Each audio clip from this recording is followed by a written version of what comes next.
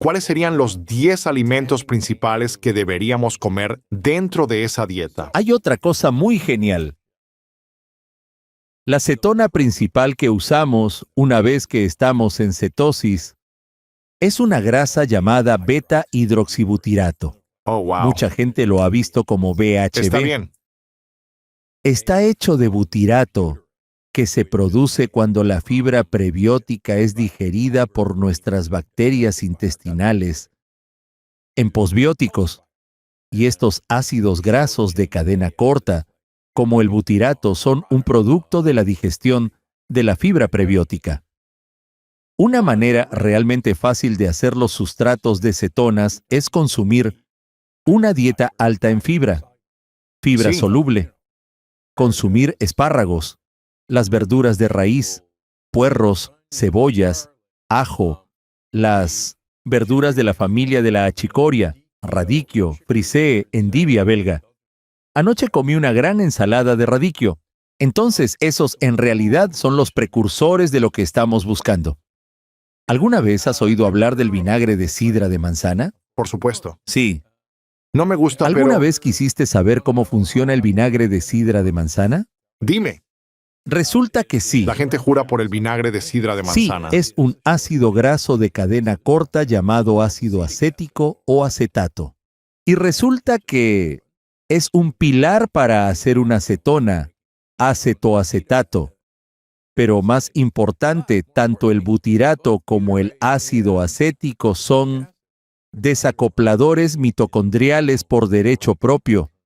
Entonces, toma un poco de vinagre de sidra de manzana. No sabe bien. Ponlo en agua carbonatada como San Pellegrino. Bueno, bébelo. Toma un poco de vinagre balsámico. Ponlo en agua y bébelo. Está bien. Ponlo en tus ensaladas. Ahora consume otros alimentos fermentados. Resulta que los alimentos fermentados no hacen nada por los probióticos. Y es que ya tienen estos postbióticos en ellos. Alimentos fermentados como el vino tienen postbióticos. Y alimentos fermentados como los quesos tienen postbióticos. Y estos son una clase de postbióticos llamados poliaminas. Y una de las más famosas es la espermidina. Sí, espermidina. Esa. Puedes adivinar de dónde viene eso. Hay otra llamada putrescina, pútrido, descomposición. Y estas cosas son potentes acopladores mitocondriales. Por eso los hombres en Italia que comen mucho queso parmesano, que es queso parmesano envejecido, viven más tiempo y tienen una salud vascular mucho mejor que los hombres que no lo hacen. Es por eso que esos sardos y esos costarricenses que comen mucho queso de cabra y oveja tienen tan buena salud. Así que toma un poco de yogur de cabra. Mezcla algunos polifenoles. Consigue un polifenol de tu elección. A mí me gusta hacer algo a lo que llamo licuado inverso. Toma la fruta, ponla en tu exprimidor. Sé que tienes uno en el armario. Tira el jugo. ¿Sabes cuánto odio el jugo de fruta? Sí. Encendimos internet con eso. Mucha azúcar. Mucha azúcar, mucha fructosa. Pero toma la pulpa, que son puros polifenoles, y congélala o simplemente ponla en tu yogur de cabra, tu yogur de oveja. Puedes conseguir yogur de cabra en el supermercado. Y simplemente tendrás este estallido de desacoplamiento. Desayunarás, pero estarás generando cetonas. Incluso puedes comer algunos pistachos y generarás desacoplamiento. ¿A qué sabe el yogur de cabra? No sabe mucho a cabra. Dato curioso, MST es un componente de 5 grasas diferentes. Y 4 de ellas tienen nombres derivados de la palabra latina para cabra, capros. Entonces hay ácido cáprico, ácido caprílico, ácido caproico. Está nombrado por la cabra, Entiendo. de manera que vino del hecho de que la leche de cabra tiene todo este MCT Sí. y la leche de oveja es fantástica. Similar, ¿verdad? Lo mismo. Sí. El queso mincingo de España y Portugal. Eso es queso de oveja. Así que cómete una rebanada de queso para el desayuno. Los costarricenses y los sardos que están en las zonas azules ¿Cuánta leche de cabra y queso de oveja consumen de manera constante? Casi todos los días. ¿Un poco cada día? Un pedazo. Una pequeña cantidad es suficiente. Hablamos de ello en el libro. ¿Tienen leche de vaca? ¿Comen otros quesos? ¿Tienen...? Los quesos de leche de vaca no tienen triglicéridos de cadena media, pero si fermentas cualquier queso, vas a producir postbióticos como todas estas geniales poliaminas que desacoplarán tus mitocondrias. Entonces, queso azul. Sí, los quesos azules son geniales, muy buenos, Así que es bueno para ti. por supuesto. Está bien. Sí, está bien. Resulta que hace años había un libro maravilloso. No recuerdo al autor, pero era El hombre que comía de todo. Y era el editor de alimentos para Vogue. Era un libro divertido sobre su vida y tenía todo un capítulo sobre el queso. Y el capítulo se titulaba ¿Por qué los franceses no han muerto? Porque los franceses de hecho comen 3 veces la cantidad de queso que los estadounidenses comen y unas 8 veces la cantidad de mantequilla. Y son más delgados. Sí, ellos son más delgados. ¿Y por qué es esto? Algunas personas dicen que es porque fuman cigarrillos. Me alegra que lo menciones. ¿Sabes cuál es uno de los mejores desacopladores mitocondriales? Nicotina. No es bueno para tu salud, pero te hará quemar calorías. Así es, eso te hace quemar calorías. Y escribí sobre esto en el libro Descifrando el código keto. Por eso, la mayoría de los fumadores son muy delgados, porque están desperdiciando combustible. Pero también es interesante que los franceses, a pesar de todo el queso, tienen mucha menos enfermedad cardíaca que los estadounidenses. Y él señaló eso. Dijo, ¿por qué no están todos muertos si la teoría de las grasas saturadas es tan acertada?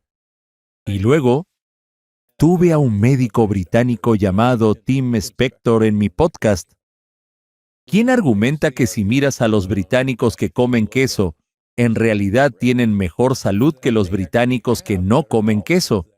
Y él dijo, no deberíamos dejar de comer queso. Entonces dije, está bien, voy a averiguar por qué es tan importante. Y resulta que es el proceso de fermentación del queso. Son los triglicéridos de cadena media en ovejas y cabras. Pero hay otro factor. Resulta que hay un ácido graso esencial milagroso en el queso, llamado carbono 15. ¿En todos los quesos? En todos los quesos. E investigaciones del estudio del delfín, de los delfines navales, encontraron que el C15 es un ácido graso esencial. Y el estudio del corazón de Framingham, el estudio cardíaco más largo de todos los tiempos que comenzó en los años 1940, muestra que 2 componentes en los lácteos son solo una de las 4 grasas que mejoran la salud del corazón y la longevidad. Y resulta que 2 de ellas están en los lácteos. Así que el pensar que deberíamos evitar los lácteos es una mala idea, pero habiendo dicho eso, hay una proteína en la leche de vaca americana que resulta ser similar a la lectina. Así que consigue tus quesos de Francia, de Italia, de Suiza. Consigue de cabra y de oveja. Ellos no tienen nada de eso, y estarás seguro. De hecho, obtendrás beneficios para la salud al comer queso. ¿Qué mensaje para llevar a casa? Por supuesto, me encanta. Cuanto más apestoso, mejor. Exactamente. Para mí, sabe mejor. La putrescina es una de estas poliaminas, así que el mal olor, lo supieras o no, estaba desacoplando tus mitocondrias. Mi esposa y yo, generalmente por la tarde, tomamos una copa de vino tinto y varios trozos de queso oloroso. Entonces, estoy entendiendo que la fibra es la clave. Vinagre de sidra de manzana. Cualquier vinagre, cualquiera, tú eliges. Obviamente, el muy famoso aceite de oliva. Es una gran fuente de ello. Porque me dijiste en una entrevista anterior que quieres que tus desechos se vean de cierta manera. No sé si recuerdas esto. ¿Quieres que se parezca a una serpiente? Eso mismo. Una mirándote. Correcto. Cuando lo miras parece una serpiente. ¿Quieres ver una serpiente enroscada mirándote Sí, desde la taza? y eso proviene de una dieta alta en fibra. Sí, eso es, de fibra. resulta que no es. Es decir, lo que te está mirando de vuelta no es fibra vegetal. En realidad, son montones y montones de bacterias ¿Bacterias buenas o malas? buenas. ¿Quieres bacterias buenas? A las bacterias malas no les gusta eso. Ellas quieren azúcar y grasas saturadas. Solo quieren que les des y les des. Y ellas, como hemos hablado antes, controlan tu cerebro para que busques lo que quieren. Las bacterias buenas quieren fibra soluble. Y la quieren porque así desechan más. Y eso es lo que se ve reflejado en la taza cuando vas al baño. Pero el beneficio es que cuando fermentan esa fibra, producen posbióticos, los cuales son productos de fermentación que desacoplan tus mitocondrias. Así que todos ganan. Deberíamos comer por ellas y ellas cuidarán de nosotros. Las bacterias intestinales. Sí, hubo un estudio interesante del que hablé en La paradoja de la energía. Tomaron a algunos voluntarios, hombres chinos, y los pusieron en un ayuno de agua de 14 días. Eso es duro. A la mitad del grupo se les dio 100 calorías al día de polvo de fibra prebiótica mezclado en agua.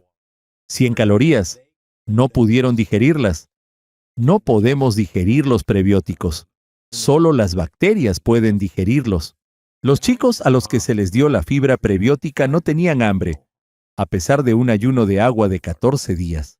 En realidad provocó que fueran defensores de lo que se llama la teoría centrada en el intestino del hambre. La teoría, que me gusta mucho, dice que si les damos a nuestras bacterias intestinales buenas lo que quieren comer, ellas envían señales a nuestro cerebro. Señales de, tenemos todo, no necesitas buscar nada. Estamos felices, estamos satisfechos.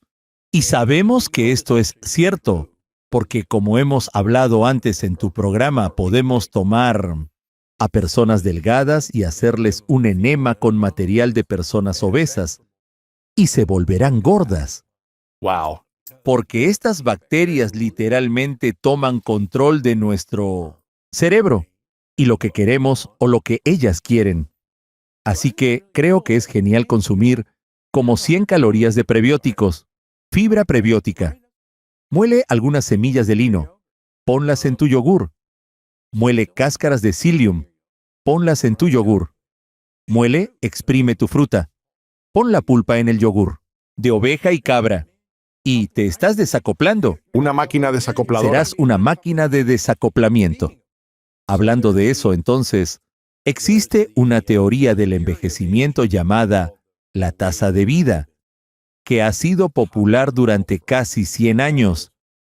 Y es que los animales pequeños tienen una tasa metabólica muy alta y no viven mucho tiempo por esa razón. En cambio, los animales grandes tienen una tasa metabólica más lenta y viven mucho tiempo. Los elefantes, las ballenas azules, pueden vivir 200 años. Pero hay un problema con esa teoría y son las aves. Los pájaros son realmente pequeños y sin embargo viven mucho tiempo. Un colibrí en cautiverio puede vivir 10 años, así de pequeño. Sí. Y un loro puede vivir de 80 a 100 años. ¿No es una locura? Entonces la gente decía, ¿qué está pasando? Tienen una tasa metabólica muy alta, no tiene sentido. ¿Adivina quién tiene las mitocondrias más desacopladas de cualquier animal? Los pájaros. Entonces tienen todas sus proteínas desacopladoras activadas. Y resulta que, en el caso del colibrí, sobre el que escribí, utiliza los polifenoles en el néctar de las flores como el desacoplador.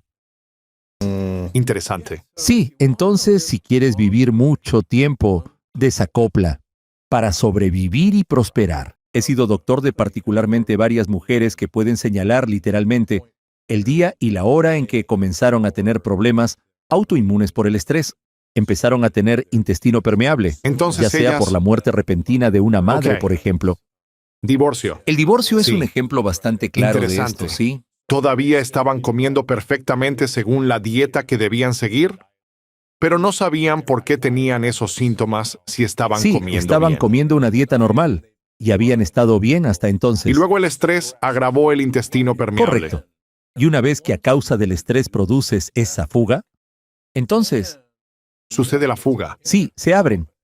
Tu sistema inmunológico llega hasta el borde de la pared de tu intestino y ocurre una guerra. Y a medida que la guerra continúa, hay fuego. Así que tu propio sistema inmunológico empeora el problema que empezó como algo pequeño. Así es como se perpetúa la situación. Sí. Lo otro que hemos aprendido es que los virus son realmente buenos para causar intestino permeable. Y en mi humilde opinión, mucho del COVID prolongado que estamos viendo en la actualidad es realmente debido al intestino permeable causado por COVID. A COVID le encanta atacar a las membranas mucosas de nuestros cuerpos. Muchas personas presentaron síntomas como diarrea, por ejemplo. Eso afectó a muchas personas.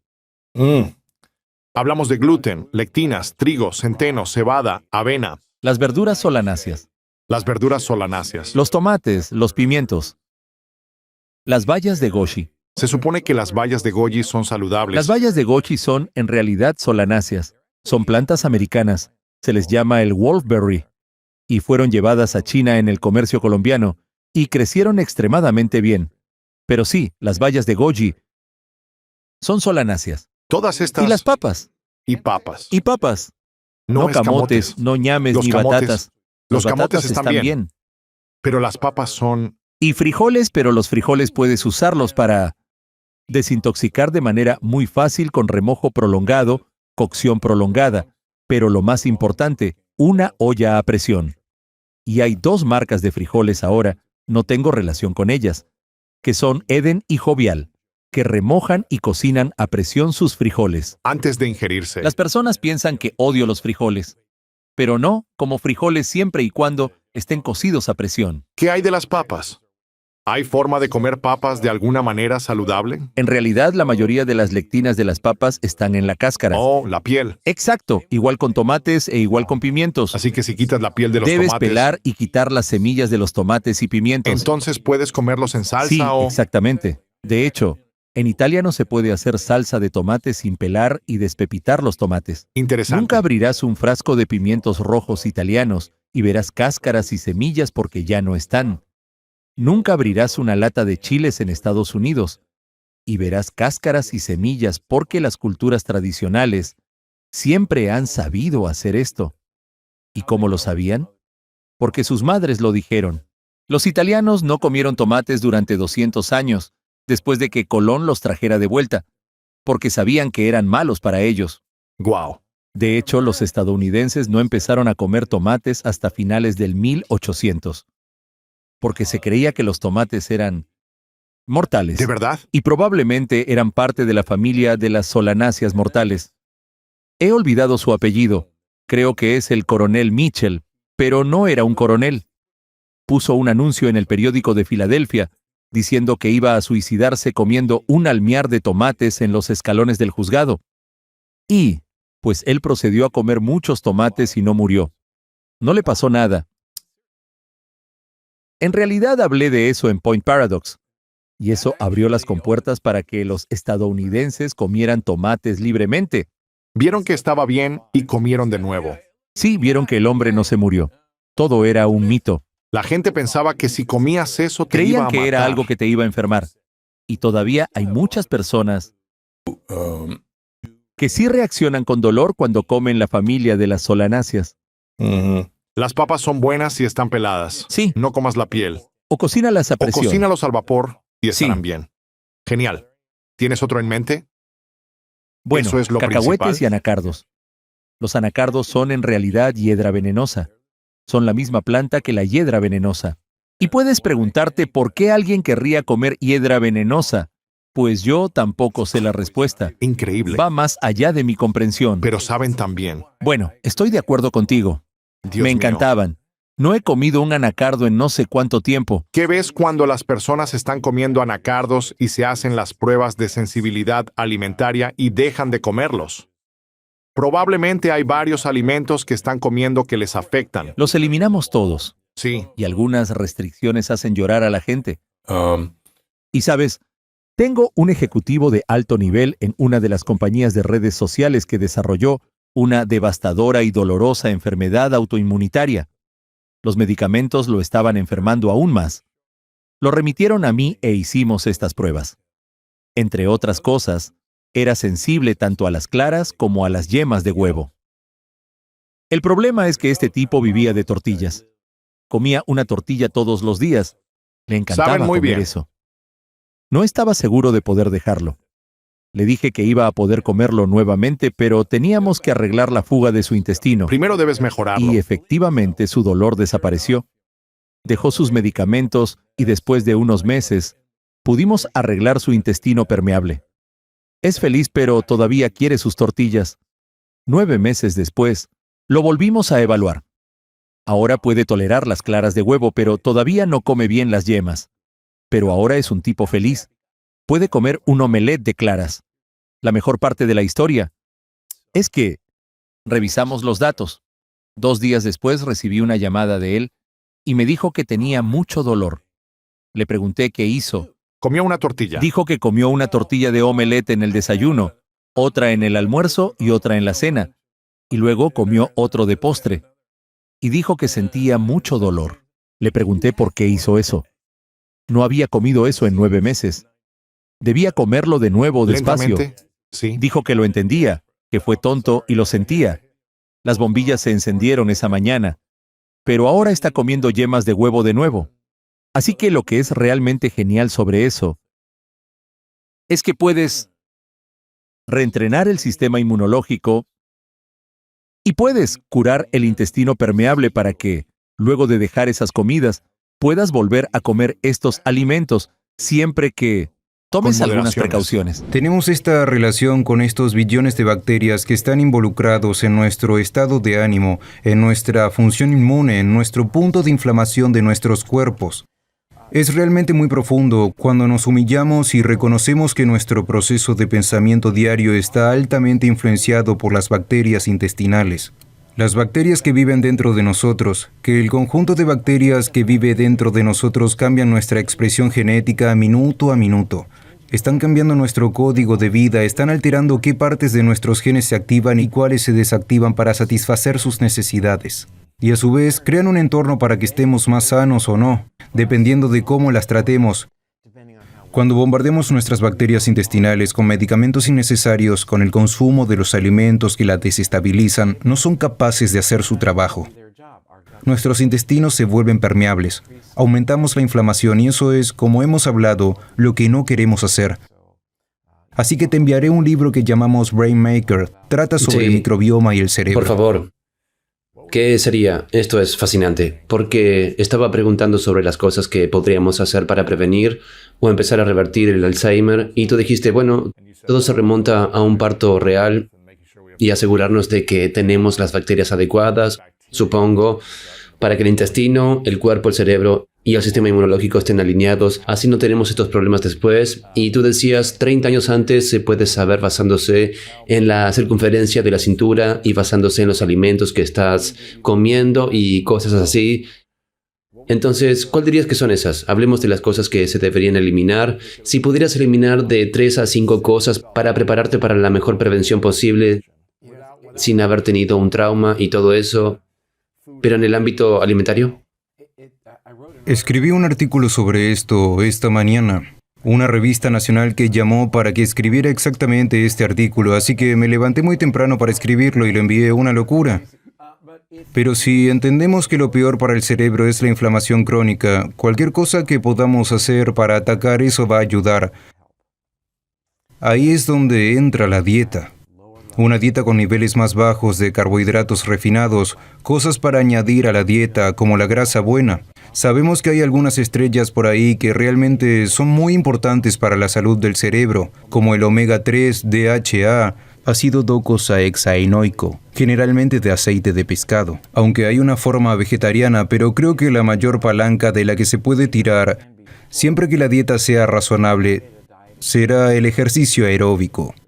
¿En serio? Esto es profundo, así que este es un jugador epigenético.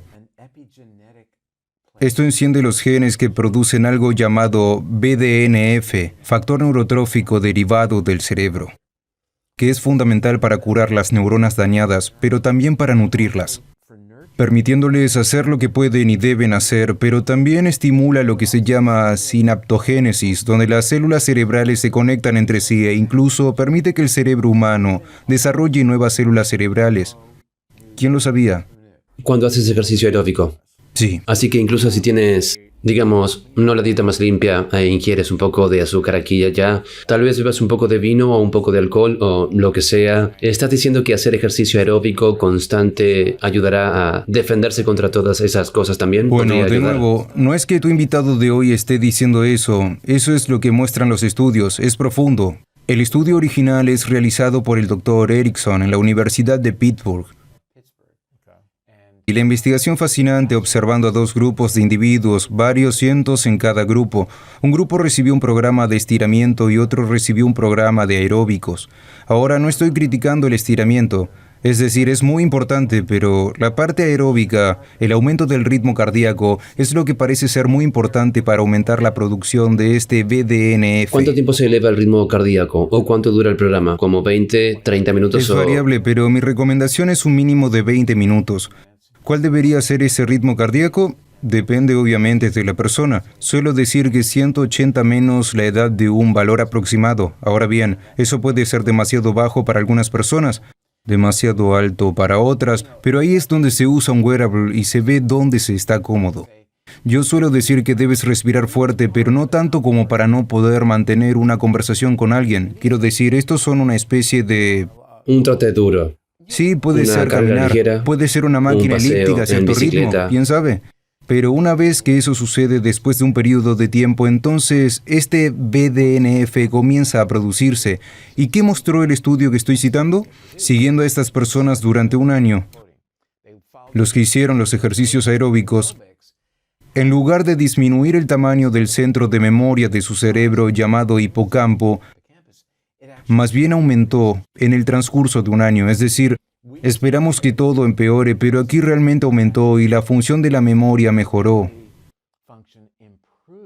Wow. Es un wow, quiero decir, eso no se supone que suceda. ¿Se hace diario? ¿3 veces a la semana? ¿Cómo 5 es? días a la semana. 5 días a la semana. Pero curiosamente, en 2017 en la revista Neurology, The Green Journal Neurology, que es publicada por la Academia Americana de Neurología, son un grupo de neurólogos certificados, así que es nuestra revista de neurología más venerada. Tenían una sección de directrices prácticas en las que se planteaba la pregunta, ¿qué valida la ciencia que podamos recomendar a los pacientes que tienen lo que se llama DCL, deterioro cognitivo leve? Esto va a ser un paso más allá de lo que se llama deterioro cognitivo subjetivo. El deterioro cognitivo subjetivo es que no puedo recordar el código del Wi-Fi o lo que sea, el código de la puerta, no puedo recordar dónde puse mi teléfono. ¿A quién le pasa eso, verdad? Sí. Es por eso que Apple ahora hace esas cosas, ¿verdad? En fin, es subjetivo. Vas a la consulta del médico y te hacen una prueba y todo está bien, así que solo tienes problemas subjetivos, momentos de la tercera edad si quieres. Deterioro cognitivo leve significa que has ido a la consulta del médico, te hacen una prueba y ya estás mostrando algunas áreas que no son similares a la demencia, pero que tampoco son normales. Así que estás empezando a deteriorarte, y ahí es cuando hay que intervenir. Así que la pregunta que se hizo en la revista, ¿qué podemos recomendar? Pasaron por, creo, 14 intervenciones diferentes, esta droga, aquella droga, las drogas aprobadas para el Alzheimer. Solo dijeron una cosa, esta es una revista convencional.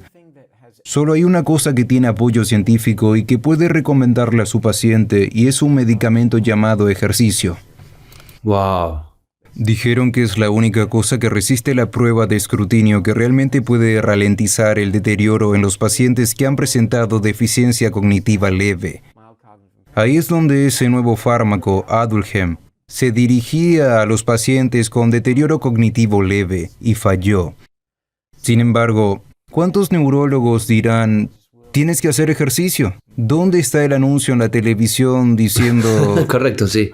Me alegro de que mi padre esté tomando este o aquel medicamento porque tiene Alzheimer, pero los medicamentos no están funcionando. Tenemos que recomendar cambios en el estilo de vida, dormir lo suficiente. Los problemas de sueño están relacionados con un profundo aumento del riesgo de padecer Alzheimer por una serie de razones. incluyendo el aumento de la inflamación, problemas del azúcar en sangre y aumentando drásticamente el riesgo de padecer diabetes tipo 2 solo porque no estás durmiendo bien. Si tienes diabetes tipo 2, has cuadriplicado el riesgo de convertirte en un paciente de Alzheimer, una enfermedad para la que no hay un tratamiento sencillo. Así que tenemos que centrarnos en el metabolismo. Tenemos que evitar que la gente se vuelva diabética. Se nos ponen los pelos de punta cuando sabemos que la predicción es que para 2030 el 50% de los adultos estadounidenses serán obesos. 2030 es 8 años a partir de ahora. Solías pensar, 2030, los glaciares se están derritiendo, será en algún momento en el futuro lejano, gracias al Gore. Así que está prediciendo que el 50% de la población de Estados Unidos será obesa. Los adultos. Ya un tercio de los adultos estadounidenses tienen la presión arterial alta. Ya el 10% de los niños entre las edades de 12 y 18 años tienen la presión arterial alta y requieren la medicación. ¿Cómo era hace 30 años? Las cosas eran mejores, pero fue más o menos cuando las cosas cambiaron. ¿Y qué pasó? Lo que pasó fue que nos dijeron a todos, no solo a los médicos, sino también a la población no especializada, que la grasa era el enemigo, ¿verdad? Todo bajo en grasa. Sí, sin grasa. Oreos bajas en grasa. Oreos bajas en grasas con esa cosa blanca en el medio que todos amamos, ¿verdad? ¿Quién no lo haría? Y lo que ocurrió fue que, como todos hicimos lo mejor para pasarnos a las galletas sin grasas o bajas en grasa, hubo muchos más carbohidratos y carbohidratos simples en la dieta. El consumo de azúcar se disparó. Así que entre 1970 y 1990, el consumo de fructuosa subió un 1000%. Ahora bien, la fructuosa se consideraba un azúcar más seguro que el azúcar de mesa per se, o ciertamente que la glucosa, porque la fructuosa en su metabolismo no requiere insulina, no se mete en el tema de la insulina, así que se consideraba e incluso fue recomendada por la Asociación Americana de Diabetes. Y sin embargo, el consumo de fructuosa conduce directamente a la resistencia a la insulina. Ese es el presagio de una futura diabetes. Así que es el peor azúcar que podríamos estar consumiendo. Y sin embargo, la estamos consumiendo a diestra y siniestra estos días. Un momento, así que la Asociación Americana de Diabetes, ¿es eso lo que dijiste? Dijo que la fructosa. ¿Recomendaron que la fructosa era como una forma de prevenir la diabetes tipo 2? No, que si necesitabas un edulcorante, la fructosa era una mejor opción. Es decir, el jarabe de maíz de alta fructosa, que es un 55% de fructosa y solo un 42% de glucosa, porque la glucosa era el problema, ¿no? La glucosa en sangre aumenta con la diabetes, así que tenemos que limitar eso, comer más fructosa. Mala idea, mala recomendación. Así que nuestro gobierno hasta el día de hoy apoya el cultivo de maíz para hacer fructosa por la suma de $500 mil millones al año.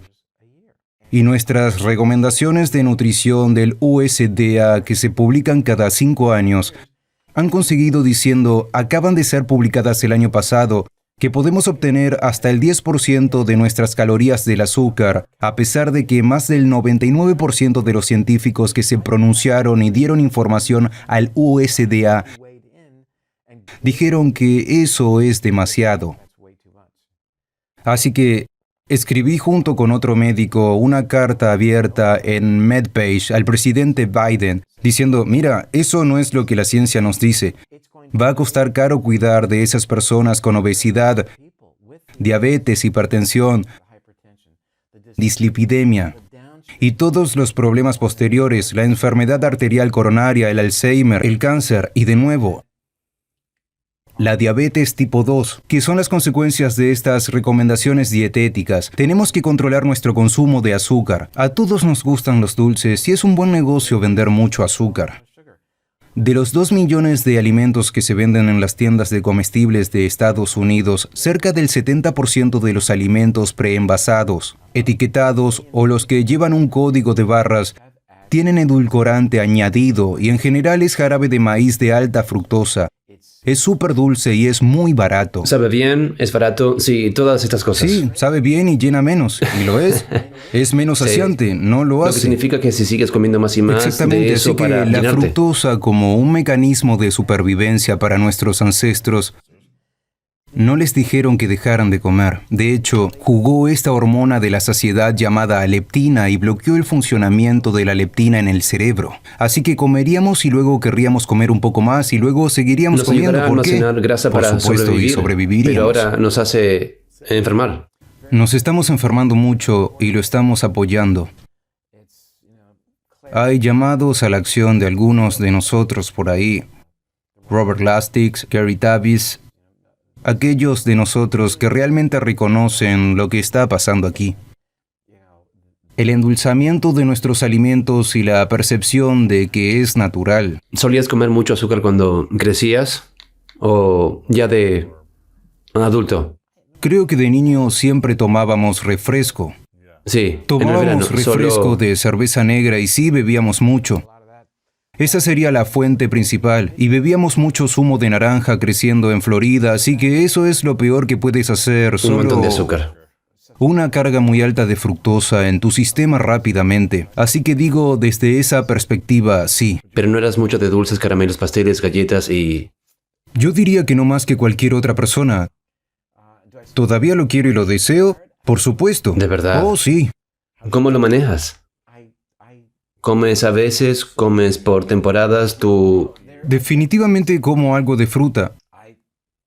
No puedo decirte cuándo tomé el último vaso de jugo, ya ni siquiera lo recuerdo. Diré que hace poco comí un poco de pan de jengibre y me encantó cada pedazo, no sé cuánta azúcar contenía, pero en general está fuera de mi dieta. No quiero volverme diabético, mi padre murió de Alzheimer. Tengo un monitor continuo de glucosa. Sé muy bien momento a momento lo que mi comida me está haciendo. Y mantengo mi azúcar en sangre bajo control. ¿Tienes un monitor en tu...? Ahora mismo estoy de viaje, así que no lo entiendo, tengo pero puesto. normalmente En lo el hombro llevas en el izquierdo, hombro. sí. Normalmente lo tengo aquí, un CGM. Y entonces compruebas. Oh, necesitas tener uno. ¿De Te verdad? daremos uno. Oh, por supuesto. ¿No es doloroso? No.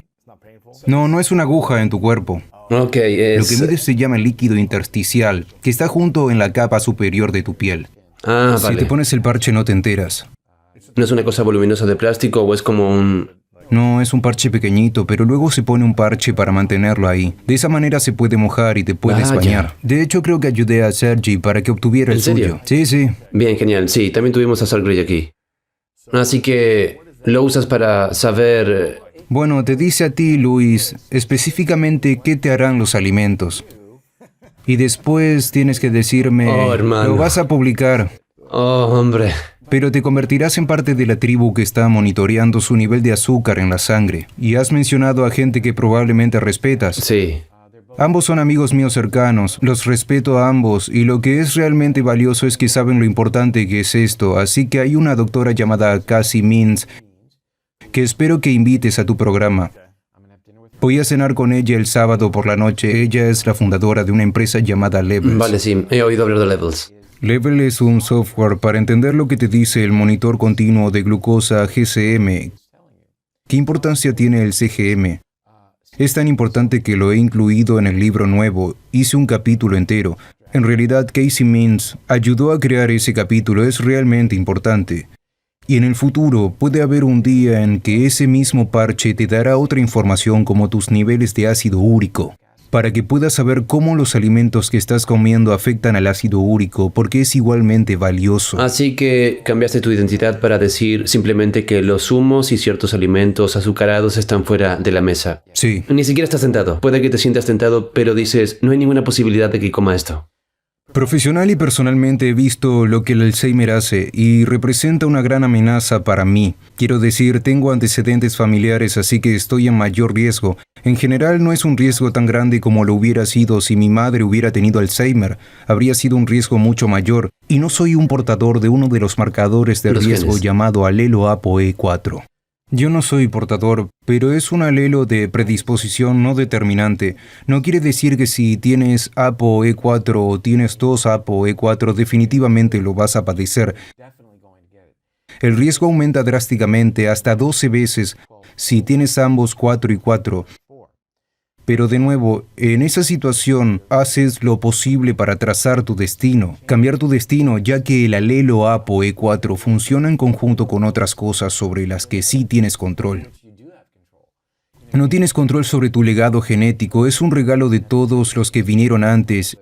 ¿Y puede haber alguna ventaja en portar el alelo ApoE4? Si no lo hubiera, ¿por qué persistiría? Si siempre fue algo malo, entonces, ¿por qué estaría todavía presente en nuestra población? En algunas poblaciones, el 20-30% de la población lleva al menos un alelo ApoE4. Tiene que hacer algo positivo. Quizá no en el mundo actual, pero sí en nuestros antepasados paleolíticos o incluso más recientemente, era protector, tal vez porque tiene un papel en la inflamación que puede hacer algo bueno.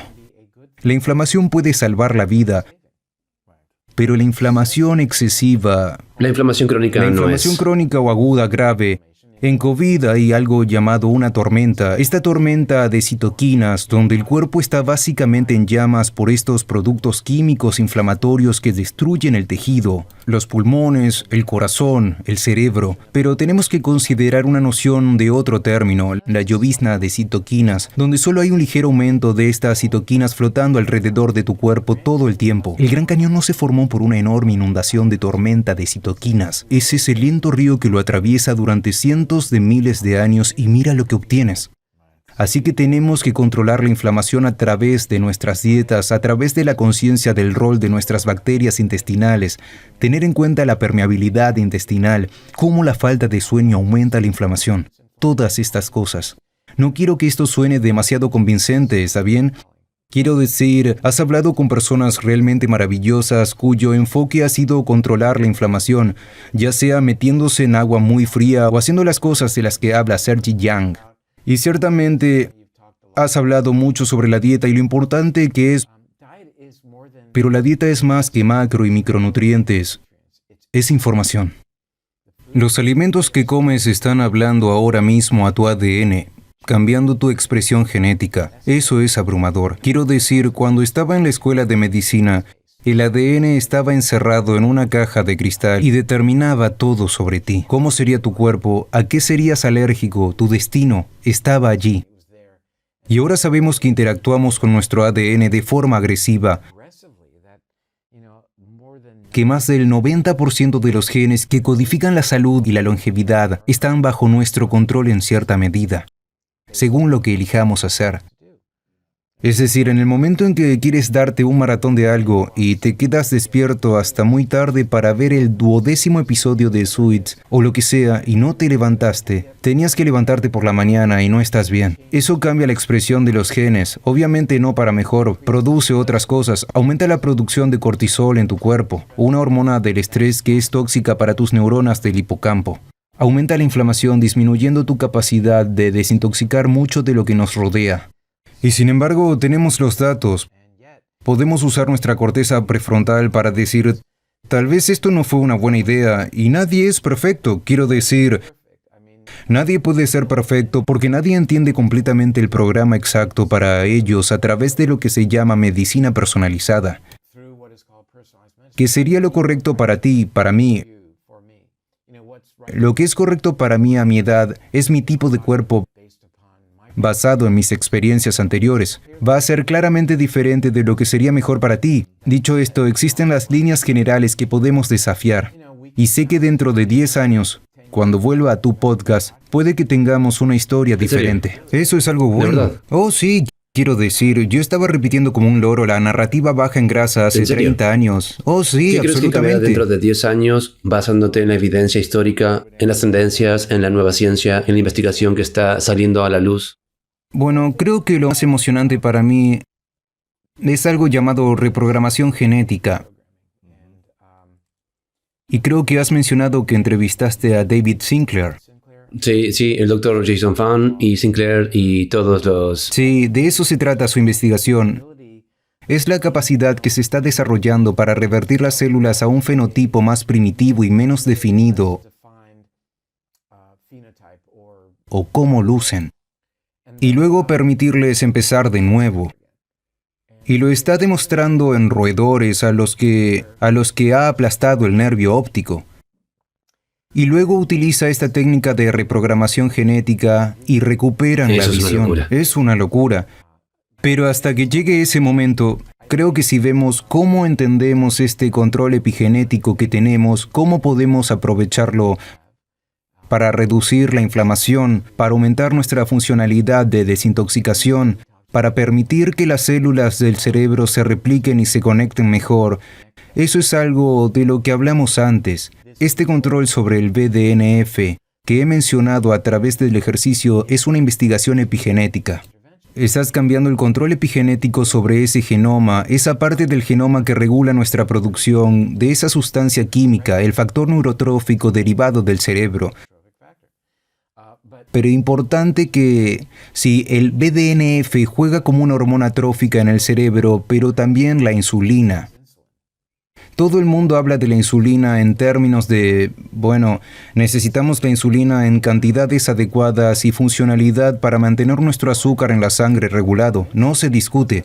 Pero la insulina hace otras cosas en el cuerpo. El hecho de que hayamos aprendido sobre el papel en el azúcar en la sangre no significa que eso es todo lo que hace.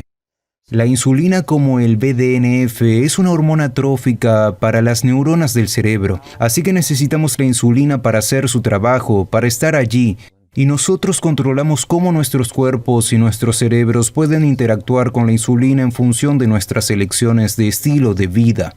Así que cuando se vuelven resistentes a la insulina por comer la comida incorrecta, no hacer ejercicio, no dormir lo suficiente, al cerebro no le gusta nada eso, porque lo fundamental para el deterioro del cerebro es lo que se llama la teoría bioenergética, que significa cómo usan las células del cerebro la energía. Esa es la medida más predictiva de la degeneración cerebral. Hablamos antes de cuándo deberíamos empezar a pensar en el programa de prevención del Alzheimer, utilizando lo que se llama fluoro de oxiglucosa, que es una glucosa radiactiva transitoria, inyectarla en una persona y hacer un escáner cerebral, un escáner PET, y eso mostrará la utilización de la glucosa en el cerebro, si se puede ver las áreas del cerebro que no están al día, la región tempoparietal si se quiere, que no está utilizando la glucosa. Eso predice la disminución de la función cerebral en 2 o 3 décadas en el futuro. Aún más emocionante es que ahora se pueden tomar imágenes del cerebro en las personas con cetonas y demostrar que esas mismas áreas son disfuncionales en lo que respecta a su capacidad de utilizar la glucosa. Las neuronas del cerebro están perfectamente bien cuando están utilizando cetonas como combustible, lo que significa que estas neuronas no es que no estén utilizando la glucosa porque ya no son funcionales. Ya no son funcionales porque no están usando la glucosa. Dame otro combustible y volveré al juego. Méteme en el juego, solo dame el combustible Correcto, adecuado, sí. ¿correcto? Así que dale cetonas, el escáner cerebral se ve muy bien. Esas áreas tempoparietales están ahora iluminadas. Y esa es la razón por la que hay tanta investigación que busca la dieta cetogénica como una intervención para el tratamiento del Alzheimer. Alguien llamado Matthew Phillips en Nueva Zelanda ha publicado informes sobre la mejora de la funcionalidad del cerebro. Con la dieta La keto. dieta cetogénica en los pacientes de Alzheimer ya mayores. Dieta cetogénica en pacientes mayores con Alzheimer y también en pacientes con Parkinson. Wow. La misma cosa, que hay una mejora poniendo a los pacientes en una dieta ceto en los pacientes de Alzheimer. ¿Quién lo sabría? Supongo que era higienista bucal, dentista o un médico, que dijo que muchas de las enfermedades las contraemos a través de la boca. Sí, correcto. Dale Bredesen, quien escribió El fin del Alzheimer, que se ha convertido en un buen amigo mío. Él y yo estamos fascinados con el efecto del microbioma oral en la demencia. Y por ejemplo, en La paradoja vegetal, escribí sobre este tipo de estudio divertido en ratas donde puedes tomar LPS, lipopolisacáridos, que son la pared exterior de las bacterias. No son bacterias vivas, solo son las bacterias muertas. Y no digo malas palabras, pero en mi libro las llamo pequeños pedazos de porquería, porque eso es lo que son. LPS literalmente son bacterias muertas. Y entonces puedes tomar ratas y frotarles una fosa nasal con LPS. No son bacterias vivas, son trozos de bacterias muertas. Y en el otro lado de la fosa nasal, puedes poner simplemente un hisopo de algodón sin nada, y lo haces todos los días. Las ratas que reciben el hisopo en un lado de la nariz, el otro lado de su cuerpo desarrolla la enfermedad de Parkinson. Imposible. Sí, la enfermedad de Parkinson. Y al otro lado no le pasa nada. Y te preguntas, ¿qué está pasando? Si lo piensas, tu nariz y tu boca son entradas a tu cerebro. Literalmente la parte trasera de tu boca. Y la parte superior de tu nariz es tu cerebro. Tu cerebro está allí. Es un acceso directo a él. Y como mencioné, hablé sobre esto en La paradoja vegetal, pero profundizo al respecto en la paradoja de la longevidad. Para prevenir enfermedades como el Alzheimer, el Parkinson y la demencia, una de las cosas que debes hacer es cuidar y alimentar tu microbioma. Y eso incluye tu microbioma oral, porque es un acceso directo y debes cuidarlo. Entonces, ¿cómo cuidas de eso? Lo creas o no, hay ciertas bacterias. Una se llama P. gingivitis, que ahora ha sido aislada de los cerebros de pacientes con Alzheimer. ¿Y cómo llegó allí? Bueno, llegó allí a través de la boca, por mala higiene dental, por gingivitis. Así es como se llama. Entonces puedes contraer el Alzheimer a través de tu boca, al no cuidar tus dientes. Exactamente. ¿En serio? Sí. Y bueno, yo soy un gran nerd. De hecho, hace años, un marcador muy famoso de inflamación, llamado proteína C reactiva, PCR. Casi todos los que escuchan probablemente tienen un PCR. Hay uno más específico, llamado PCR, de alta sensibilidad. Y hace años noté que muchos de mis pacientes con enfermedades del corazón tenían niveles elevados de PCR. Y dije, mi esposa usa hilo dental 2 veces al día literalmente. Está obsesionada. Lo cual es genial. Yo odio usar hilo dental. Lo detesto. Así que diseñé un experimento con 500 personas. Les pedí que usaran hilo dental día de por medio. Y medimos sus niveles de PCR. Y los mediríamos cada 3 meses durante un año. Y las personas a las que pude convencer de usar hilo dental día de por medio, incluyéndome, sus niveles de PCR bajaron a lo normal. Y las personas que usaban hilo dental más seguido tenían incluso menos. Y así escribí un artículo para la Asociación Estadounidense del Corazón, que dice que dado que la PCR está muy asociada con el desarrollo de la enfermedad de las arterias coronarias, esa enfermedad, de hecho, en parte proviene de la boca. Y si quieres prevenir la enfermedad de las arterias coronarias, deberías usar hilo dental. Fui honrado por el Instituto Estadounidense de Biología Oral por mi investigación. Pero esos dentistas tienen razón. Tienes que hacerlo. Hay una barrera entre los gérmenes que viven en tu boca y tú. Y está en la interfaz entre las encías y los dientes. Así que tienes que preservar esa barrera. Y lo mismo ocurre en la barrera de la pared de nuestros intestinos. Entonces, aquí está el asunto. Tus intestinos son tu piel vuelta al revés. Eso es todo. Esa área de superficie de los intestinos es la misma área de superficie que una cancha de tenis.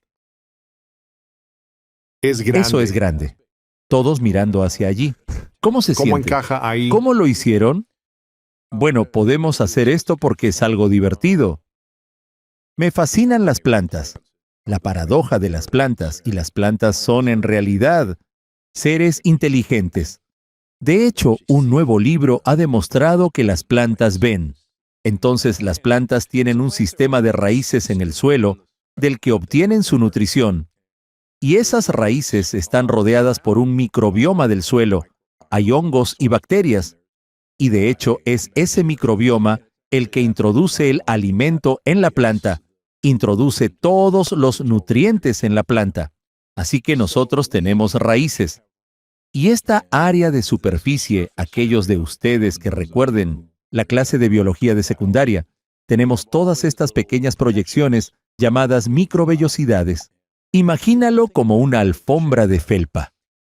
Así tenemos raíces que van hacia nuestros intestinos, y todo lo que comemos es en realidad el suelo. Entonces nuestros intestinos son como raíces. Sí, de nuestros intestinos salen estas raíces. Y la tierra es lo que comemos. Pero el componente principal del suelo es el microbioma. Así que tienes entre 4 y 5 libras de microorganismos En mi intestino. en tu intestino y están allí. Solíamos pensar que eran solo un montón de tonterías. Pero realmente los necesitamos. Exacto, y no solo los necesitamos. Ellos controlan todo lo que te va a pasar. ¿Es mejor tener 10 libras de microorganismos o solo 4 o 5? Bueno, de hecho, cuanta más diversidad de microorganismos tengas, cuantos más tipos y mezclas de microorganismos hayan en ti, mejor estarás. De hecho, ¿Por qué es eso? Resulta que si observas lo que se llama diversidad microbiana, en otras palabras, ¿sabes cuántas? Ahora sabemos que hay al menos 10.000 especies diferentes de bacterias que viven en tu intestino. Oh, Dios mío. De hecho, hace unas semanas se encontraron otras 1.000 que nadie había notado. Entonces, tu intestino es básicamente una selva tropical. Tienes todas estas criaturas y cosas sucediendo, y una criatura depende de otra. Y si alteras el equilibrio, es como reintroducir lobos en el parque de Yellowstone. Necesitábamos lobos, ¿y quién Por lo supuesto. sabía? Sí. Entonces hay una especie de intensa dependencia de comunicación. Y cuanto más diverso sea tu microbioma, más tiempo vivirás. Y vivirás bien. Entonces, ¿Por qué es eso? bueno, resulta que este sistema de raíces depende del alimento y nutrientes que obtiene de todos estos microorganismos. Entonces, si estás tratando de cultivar una planta o un árbol en un desierto, sería un desafío porque no hay suficiente tierra. Sí, Y solo prosperaría mientras pueda nutrirse. sí, de hecho, Si pones un roble en un desierto o lo que sea, necesita más nutrición de la que recibe allí. correcto, y de hecho hay experimentos muy interesantes donde puedes tener dos plantas idénticas plantadas una al lado de la otra. Y dependiendo del microbioma en ese suelo, una planta prosperará y la otra no. Pero podríamos perdernos en un tema sin Cierto. fin. Sucede que en un bosque, si los árboles perciben que uno de ellos no está muy bien, lo que hacen es mandar raíces y nutrientes a ese árbol. Eso es muy interesante. Pero no vamos a tomar ese camino. Podríamos ir a cualquier parte. Bueno, entonces, lo que entiendo es que el intestino, el microbioma y microorganismos tienen mucho que ver con cómo vives y también con extender la vida, ¿verdad? Sí. Entonces tomas personas de 105 años de todo el mundo y miras sus vidas, son personas prósperas. No como si estuvieran a punto de morir, No, pero pueden moverse, ellos pueden hacer moverse. cosas. Sí, es como Edith Murray, con quien comienza el libro. Esa señora tenía 105 años y medio cuando se tomó esta foto. Estaba en tacones de 2 pulgadas. Pasea a su pequeño perrito. Es inteligente y fue una de las mujeres que cambió mi vida. Se llama Edith Murray. Ella es Michelle en todos mis libros. Entonces, ¿De verdad? tomas a estas personas Wow. y observas su microbioma intestinal. Tienen el microbioma intestinal y la diversidad de un individuo de 30 años. Wow. Y las personas normalmente a medida que envejecen, su microbioma intestinal se vuelve cada vez menos diverso. En última instancia, solo quedan unas pocas especies. Así que, número 1, es esta diversidad lo que marca la diferencia. Número 2, ahora sabemos que hay ciertos microorganismos que marcan una gran diferencia. Y mi libro, La paradoja de la longevidad, enseña cómo cuidar de los microorganismos que ayudan a mantenerte con vida. Otra forma de verlo es que básicamente eres un condominio para estos microorganismos o para las bacterias. ¿Cómo atraemos a los diversos buenos microorganismos? Me alegra mucho que lo preguntes. Bueno, sabemos que los microorganismos buenos disfrutan comer ciertos alimentos, Sí. y mucho de esto se basó en una fascinante criatura llamada rata topo desnuda. Y asegúrense de que todos los que están escuchando o viendo busquen en Google a las ratas topo desnudas. Y aquí va mi primera declaración controversial del día. Las ratas topo desnudas a veces han sido descritas como un pene con dientes salidos. Ok. Búscalo en Google, ahí lo tienes. Así que probablemente esas son unas de las criaturas más feas del mundo. Las ratas topo desnudas viven en el desierto del Sahara, en colonias muy similares a las de las termitas o las abejas. Viven en túneles subterráneos. Y estas ratas parecen no tener mortalidad finita. En otras palabras, las ratas topo desnudas viven al menos 10 a 20 veces más que cualquier otro roedor. Las ratas viven alrededor de 2 años. Las ratas topo desnudas han vivido 20, 30 años. De hecho, nadie ha sabido realmente que una rata topo desnuda pudiera tener un final de vida. Han sido las favoritas de los investigadores de longevidad durante mucho tiempo. De hecho, hilarantemente, cuando era profesor en Loma Linda, que es una zona azul, tenía detrás de mi escritorio una enorme foto de una rata topo desnuda del zoológico de San Diego. Y todo el mundo decía, ¿de qué se trata esto? ¿Eres un famoso cirujano de corazón? ¿Y por qué tienes una rata topo desnuda detrás de tu escritorio? Y bueno, era de color rosa y púrpura brillante. Y he estado fascinado con estas ratas, porque son las criaturas más longevas. Las ratas topo desnudas tienen el mismo microbioma diverso que las personas de 105 años. ¿En serio? De verdad. ¿Y por qué? Bueno, resulta que la rata topo desnuda, a diferencia de cualquier otra rata, come raíces, tubérculos y cada hongo que crece en el área subterránea.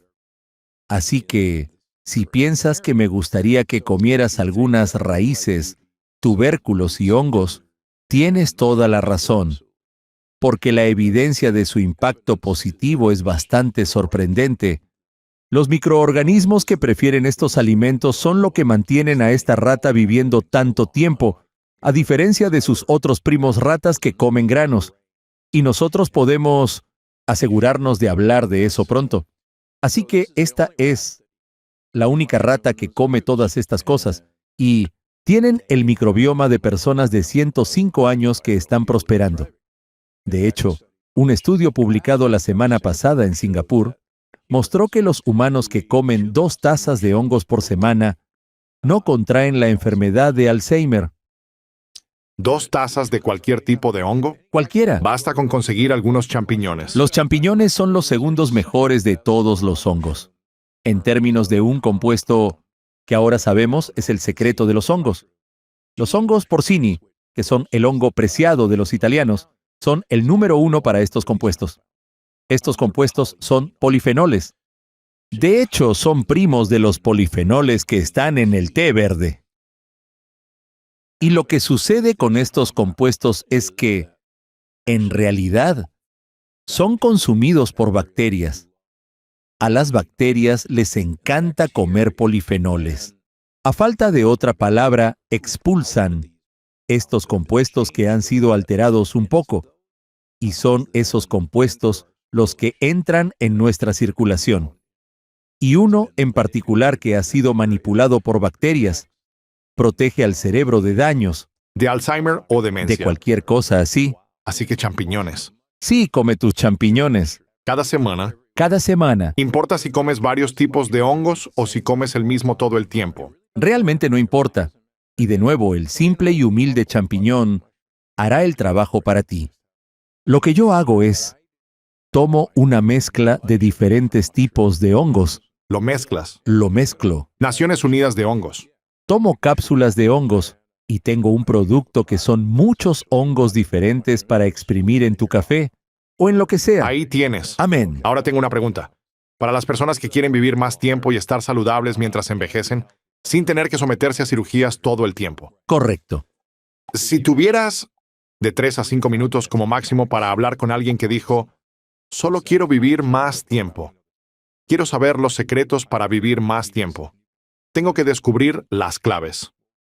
¿Qué dirías en 3 minutos que son las cosas que deben hacer todos los días o tan a menudo como puedan por el resto de su vida para alargarla? Lo primero que deben hacer es darse cuenta de que el único propósito de la comida es consumir aceite de oliva. Es el único propósito. Y preferiblemente serán hongos sobre los que viertas el aceite de oliva. Eso es lo primero. La evidencia de los polifenoles en el aceite de oliva. Si tú realmente quieres vivir bien y saludable, durante mucho tiempo, el aceite de oliva es la clave. 2 de las zonas azules, 3 si cuentas a los aciaroles, usan 1 litro por semana. Pero eso es mucho aceite de oliva, son como de 10 a 12 cucharadas al día. Así que hay un grandioso estudio de España, donde tomaron a personas de 65 años. Básicamente, un grupo tuvo que usar 1 litro de aceite de oliva por semana, durante 5 años. Luego cambiaron su aceite una vez por semana en la clínica, El otro grupo tuvo que seguir una dieta mediterránea baja en grasa, ambas dietas de España. Después de 5 años, el grupo del aceite de oliva había mejorado la memoria en comparación a cuando comenzaron. El grupo bajo en grasa perdió memoria. Las mujeres en el grupo del aceite tuvieron un 67% menos de incidencia de cáncer de mama que el otro grupo. De las personas que tenían enfermedad arterial coronaria, el grupo que tenía el aceite tuvo un 30% menos de incidencia de nuevos eventos frente al grupo que tenía la dieta baja en grasa. Y entonces, si 3 zonas azules y este estudio no te convencen de que es mejor que empieces a consumir aceite de oliva, este aceite hace crecer células cerebrales y no es el aceite en sí. Son los polifenoles en él. Literalmente hacen que tus vasos sanguíneos sean resbaladizos. Y de hecho, he publicado datos sobre esto. Que tus vasos sanguíneos no pueden acumular colesterol si tienes aceite de oliva en tu sistema. Entonces ya sabes, bebe esas cosas. ¿Tú bebes? Sí, lo hago. De un trago. Craig siempre habla de que puede beber tanto como sea posible. Pero lo que instaría a la gente a hacer es cocinar con aceite de oliva. Ese mito de que se oxida cuando lo cocinas es uno de los peores mitos de Internet que existen. El aceite de oliva es el menos oxidizable. Incluso es mejor que el aceite de aguacate o el aceite de coco. No se oxida. ¿Oxidar es como evaporar? Es decir, ¿Cómo? que se daña. Daño, entendido. Resulta que todos ven el aceite de oliva humeando y piensan que está dañado. No es Pero así. no. Hay un fenómeno llamado las características del envejecimiento, que son esas cosas subyacentes que se deterioran a medida que envejecemos. Y estos son fenómenos que parecen estar en la base de todas las enfermedades. Pero si corriges estos problemas,